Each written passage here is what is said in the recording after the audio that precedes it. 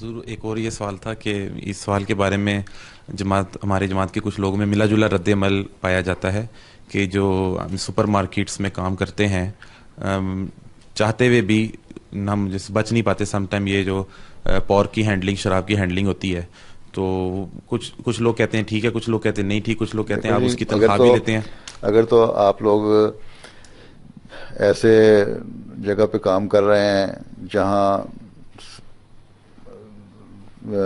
Slaughter house میں جہاں pork slaughter کیے جاتے ہیں, پھر آپ کرتے بھی ہیں, اس کا سارے پروسیس میں حصہ لیتے ہیں اور پھر پہنچاتے ہیں, ٹھیک ہے, وہ غلط ہے. یا پکا کے لوگوں کو کھلا رہے ہیں, ریسٹورینٹ میں کام کر رہے ہیں, وہ چیز غلط ہے.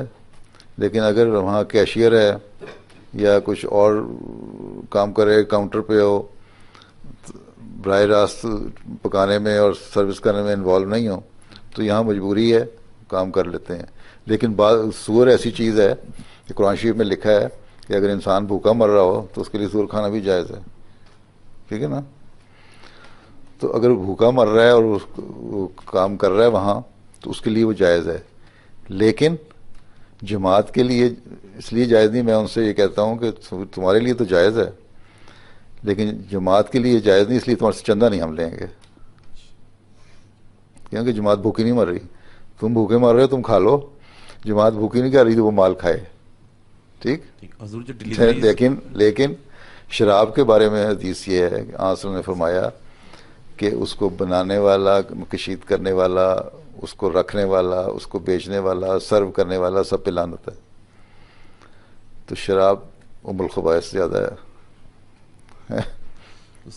حضور وہ جو ڈلیور کرتے ہیں, جو چائنیز ریسٹورینٹ میں ڈلیوریوں کے کام کرتے ہیں, اس میں سور بھی جاتا ہے اور کچھ ریسٹورینٹ میں شراب بھی ڈلیور کرتے ہیں, تو ڈرائیور ڈلیور کرتا ہے. ڈرائیور ہے نا, آپ براہ راست انوالو تو نہیں ہے نا.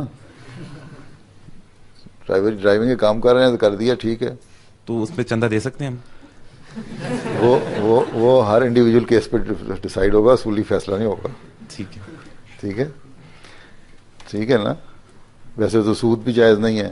اب سارا جو اکنامک سسٹم ہے ان ملکوں کا, جی جی, وہ انٹرسٹ ریٹ پہ ڈپینڈ کر رہا ہے, ٹھیک ہے نا. پھر بتائیں کہ آپ چندہ دے سکتے ہیں. آپ بینک میں کام کر رہے ہیں, وہاں نہیں ہینڈل کر رہے, ٹھیک ہے, ٹھیک ہے نا.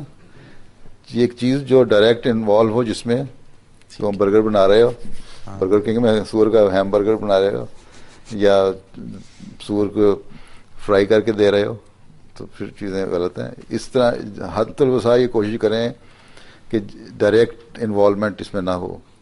باقی جہاں اس کی مجبوری ہے وہاں زیادہ باریکیوں میں جانے کی ضرورت نہیں ہے. ٹھیک ہے. اور اگر کو پتہ لگے گا, پھر انڈیویجول کیس کو, جو میرے پاس جو معاملے آتے ہیں, تو ہر انڈیویجول کیس کو میں دیکھتا ہوں, پھر اس کو مطابق فیصلہ کر دیتا ہوں کہ کیا چیز اس میں سے جائز ہے اور کیا نہیں جائز. ٹھیک, ٹھیک ہے, جزاک اللہ.